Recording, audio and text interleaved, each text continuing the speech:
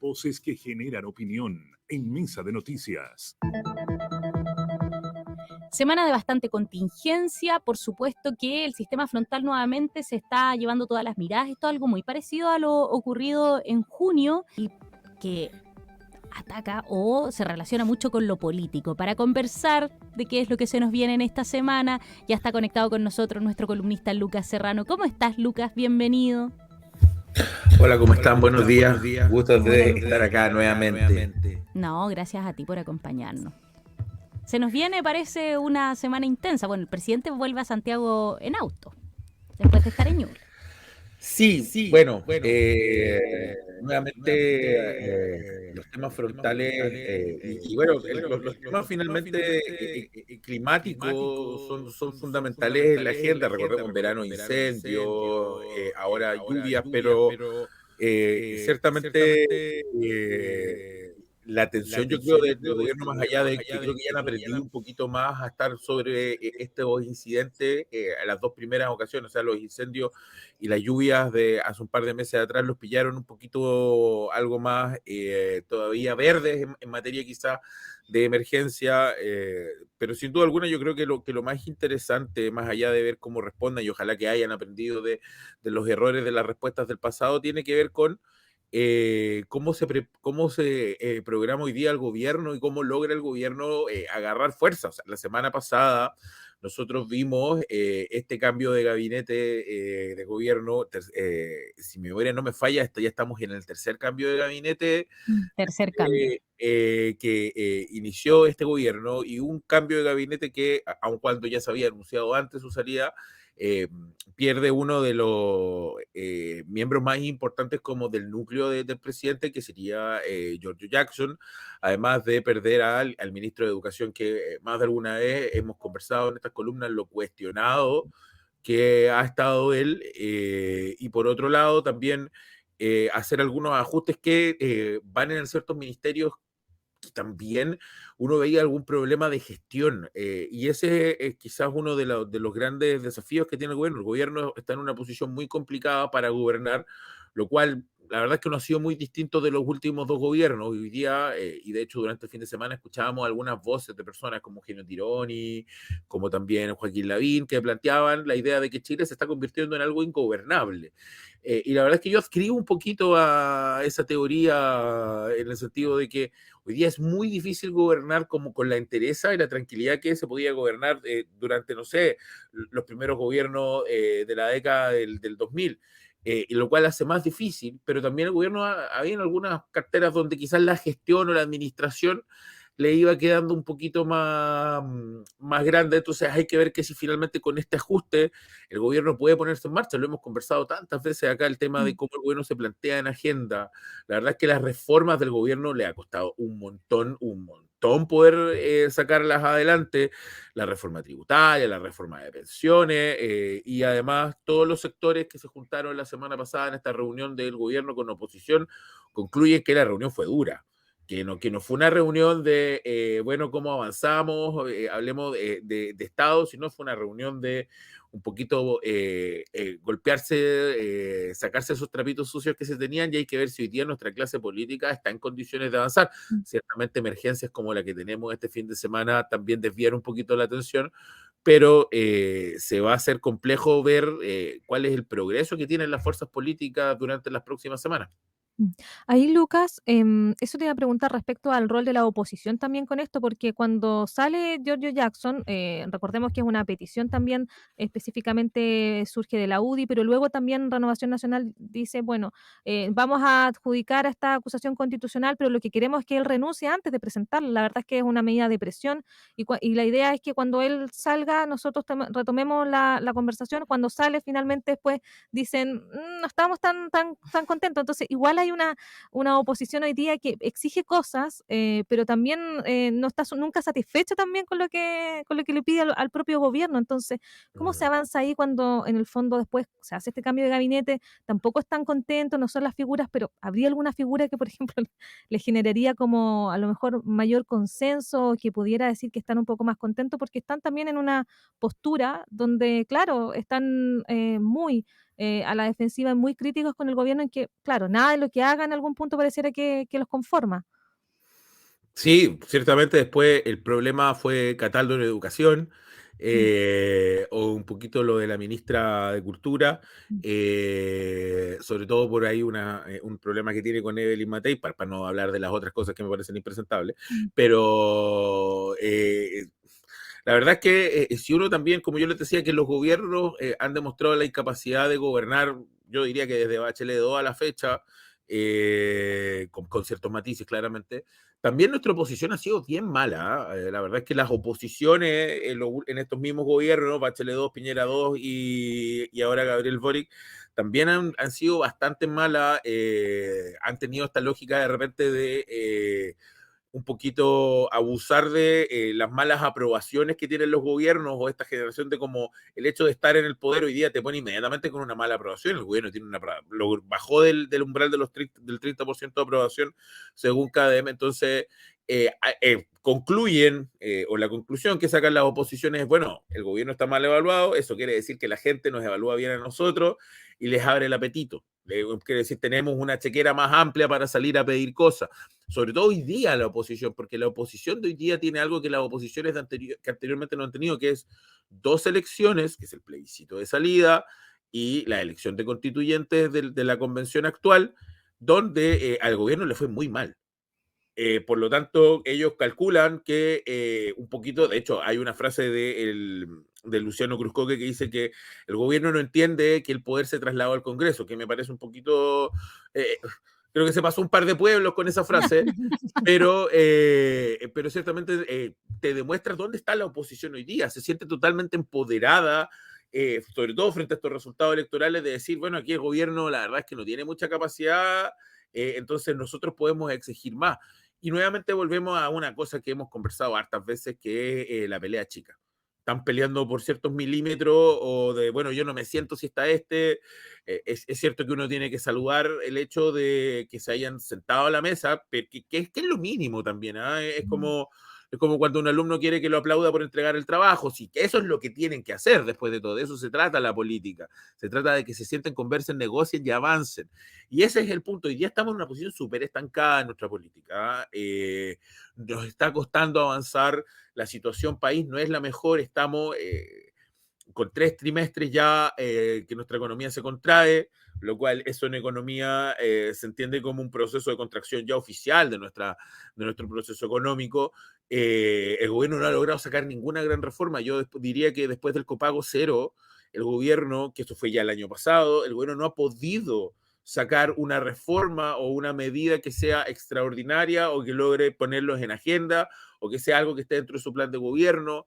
Estas dos coaliciones, o yo diría que hasta 3 fuerzas que son parte del gobierno, que es el socialismo democrático, el Frente Amplio y el Partido Comunista, a pesar que el Partido Comunista y el Frente Amplio juntan lo que se llama Pro Dignidad, pero estas 3 coaliciones también le generan mucha presión al presidente. A rato cuesta ver el gobierno de Gabriel Boric, cuesta ver al presidente empoderado por sobre sus fuerzas políticas y dar golpes de mesa. De hecho, el cambio de gabinete también fue muy preocupado de los balances. Es cierto que hay una apuesta más hacia el Partido Comunista y una merma de revolución democrática, pero no hay esos golpes de timón que en algunos cambios de gabinete daba Ricardo Lagos, que daba Michelle Bachelet, que incluso dio Sebastián Piñera en alguna que otra ocasión, como para también decirle a los partidos, oigan, se tienen que poner detrás mío, no yo detrás de ustedes. Entonces, es todo un momento muy complejo donde lo más interesante, a mi juicio, es todavía queda mucho gobierno.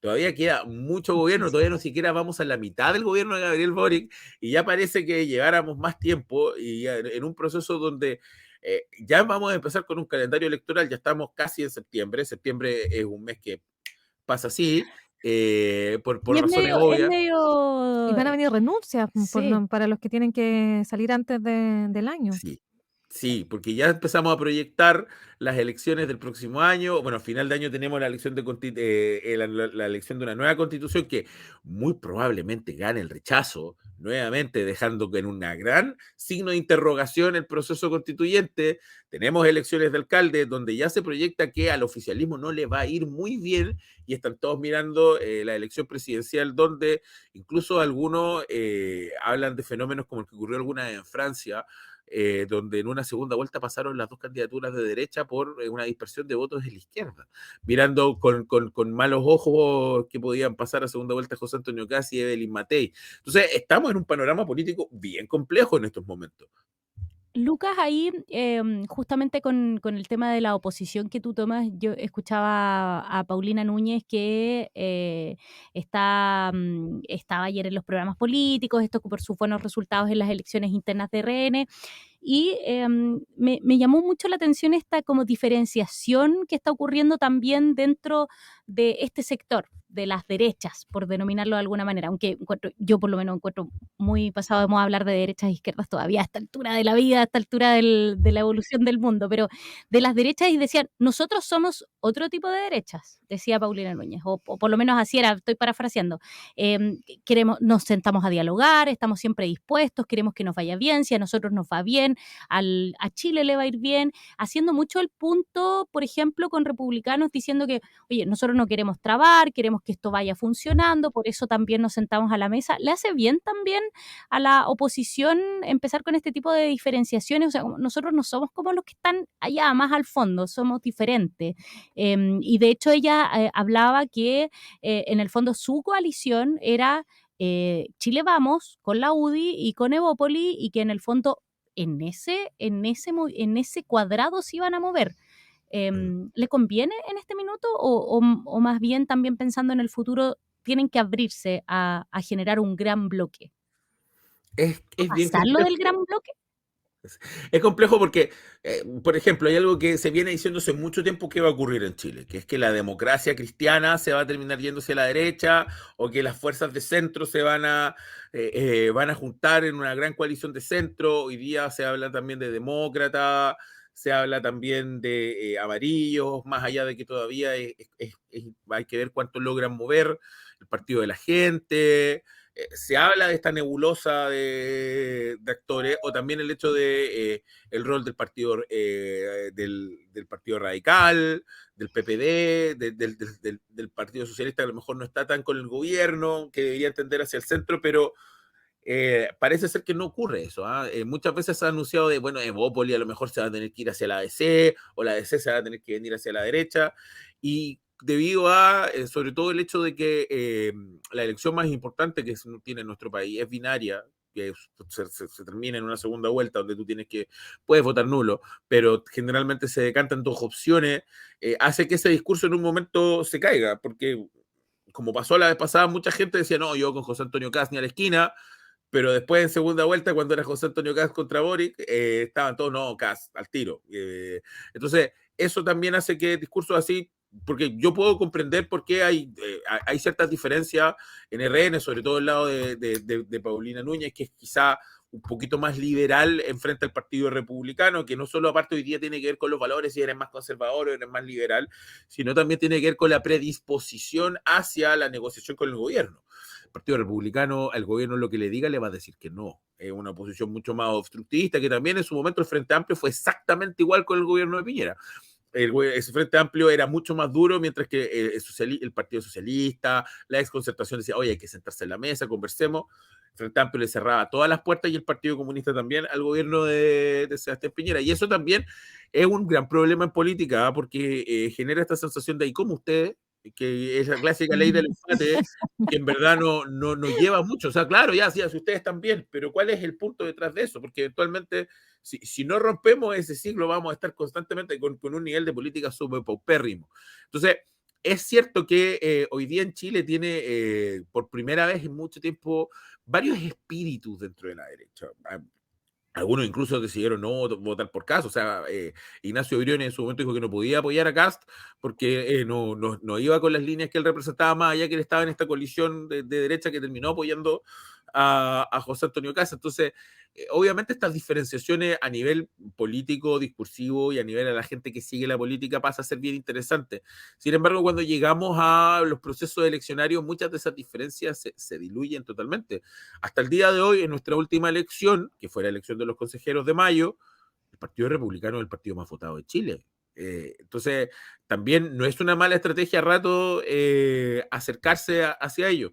Es cierto que en las encuestas parece que la figura de Kast va disminuyendo y que el Partido Republicano no va a ser capaz de sacar adelante una constitución, porque ellos son la fuerza mayoritaria del proceso constituyente, y todo apunta que esa nueva constitución, que aunque ha estado quitada de bulla, y un proceso que la verdad es que en comparación del proceso pasado que hablábamos casi toda la semana, es un proceso que parece que no va a llegar a buen puerto. Entonces, es complejo a ver cómo todas estas almas conviven, sobre todo porque el sistema político chileno de aquí en los últimos años, sobre todo después del estallido social, ha caído en un proceso de fragmentación, que se llama desde la teoría. Tenemos más fuerzas políticas que también están haciendo que esa fragmentación haga que las posiciones más extremas también tengan mucha más presencia y más fuerza, y también el otro gran problema es que la gente al mantenerse un poquito alejado de este tipo de debate, o sea, ¿cuánta gente habla de las elecciones internas de Renovación Nacional?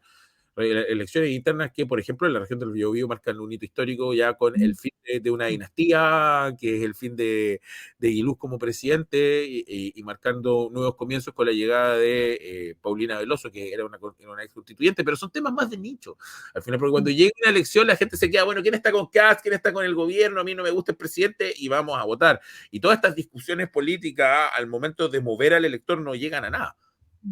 Pero ahí también, Luca, uno ha visto cómo desde el punto de vista de la discusión y sobre todo a nivel local, ya que toca el tema del cambio de elecciones, son dirigentes que hoy día están fuera de la discusión. O sea, anteriormente, en administraciones anteriores, uno podía ver cómo los partidos levantaban temas, se reunían, conversaban, ya sea de la nueva mayoría.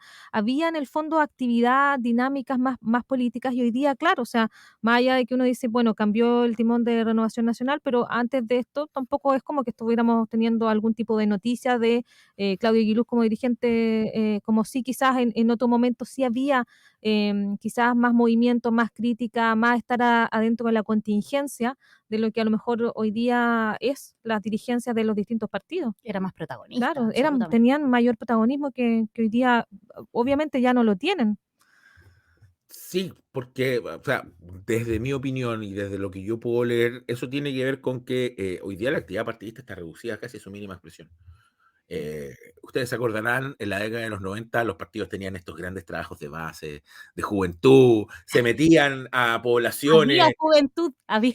Había juventud del partido, o sea, del otro día mostraron una foto de la juventud del Partido Socialista, y son igual de jóvenes que yo. Entonces, Para el INJUF ya no Joder. califican como No, jóvenes. claro, ya no pueden ganar un fondo en el INJUF. Entonces, ese tipo de situaciones te demuestran cómo la actividad política ha sido reducida. Y eso quiere decir que a la gente, no es que a la juventud no le interese la política, pero las canalizan por otro lado. O sea, hoy día, ¿quiénes son la fuerza política de hoy día? Es la fuerza política que en los últimos 20 años estaba metido en universidades, donde los partidos políticos no estaban tan metidos. Si uno veía las listas de las universidades, los partidos políticos sí tenían una que otra lista, pero era la mínima expresión, y los que tenían lista fuerte eran esta nueva izquierda, sobre todo, que después hoy día es la que se convierte en el Frente Amplio. Entonces, la actividad partista tradicional, esa que hacía la UDI cuando se hablaba del gremialismo, esa que hacía el Partido Socialista cuando se metía a las poblaciones y mandaba a la gente a quedarse semanas enteras en la población, eso ya se ha ido acabando,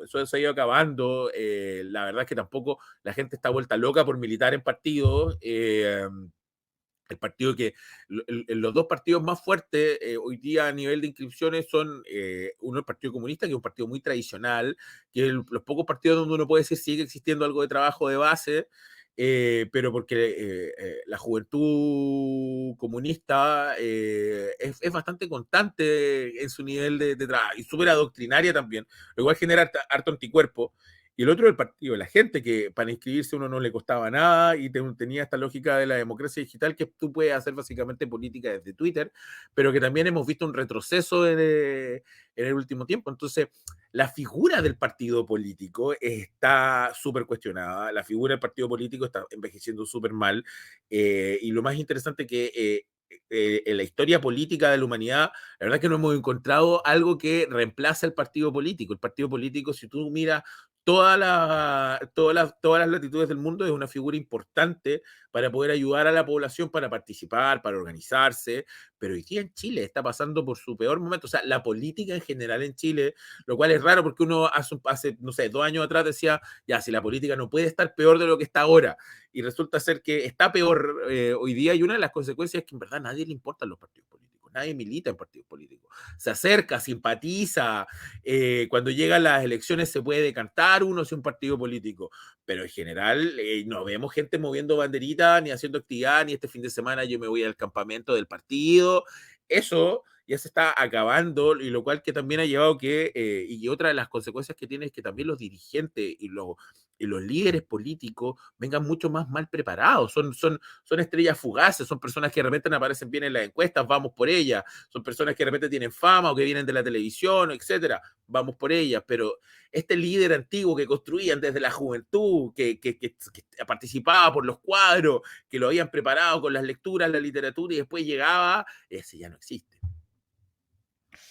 Oye, ahí gran trabajo para las bases que se llaman, como decía Lucas Serrano, gran trabajo también para que estas también agrupaciones puedan retomar su trabajo, que es tan importante porque los partidos políticos, más allá de quizás, nunca le hacen mal a la política, todo lo contrario, le dan estabilidad y ojalá que puedan salir de esta crisis tan importante que estamos viviendo y que nos narra muy bien Lucas Serrano. Lucas, queremos agradecerte el que nos hayas acompañado este día lunes. Siempre un gusto, esperemos que la emergencia climática no sea tan terrible porque obviamente todavía pasamos las penas de lo que fue hace unos meses atrás y también mucha gente lo pasa muy mal con estas cosas, así que esperemos que no avance mayormente en estos días. Un abrazo. Un abrazo, Gracias. Lucas. También Queremos- esperamos lo mismo, que no avance lo suficiente y que ojalá que no haya afectados por segunda oportunidad con con este sistema frontal y también hayan sido afectados por los incendios, que tengamos ahí mucha afectación. Oye, nos vamos con Lucas ahí, lo despedimos, por supuesto, y también nosotros estamos llegando al final de nuestro programa, Leslie Zurita. Así es, gracias Lucas. Bueno, les comentamos que hace unos instantes estaban entregándose Senapred el balance actualizado de lo que ha sido también la noche. Y bueno, se reportan 804 personas damnificadas por las lluvias, 19.180 personas han sido evacuadas por también este sistema frontal. En materia de vivienda se reportan 520 con daño menor y 169 con daño mayor, esto por supuesto a nivel nacional. Y respecto a personas fallecidas, ya se suman 2 personas fallecidas, uno, el bombero de Cañete que les comentábamos durante el programa de hoy, y se suma un conductor que falleció en la ruta de la Madera, así que los 2 fallecidos pertenecen acá a la región del Biobío, es parte de los datos que se están entregando a esta hora en el balance que se realiza ahí en dependencias de Senapred a nivel nacional. Ojo que nuestros auditores también nos están reportando que a la altura del kilómetro 1 del camino a Santa Juana hay un desprendimiento de una gran roca en el camino, por lo tanto hay una sola ruta habilitada, así que tengan bastante atención quienes van circulando por esa zona, tengan precaución a bajar la velocidad porque podrían encontrarse con esta congestión y también con esta roca que está ahí en esa ruta. Sí, ¿no? Y tener cuidado, la ruta de la Madera en general es bastante peligrosa, tiene hartas curvas, así que respetar los límites de velocidad, no adelantar también donde no se puede, que la mayoría de esta ruta, así que a tener precaución para no sumar noticias lamentables para la jornada de mañana.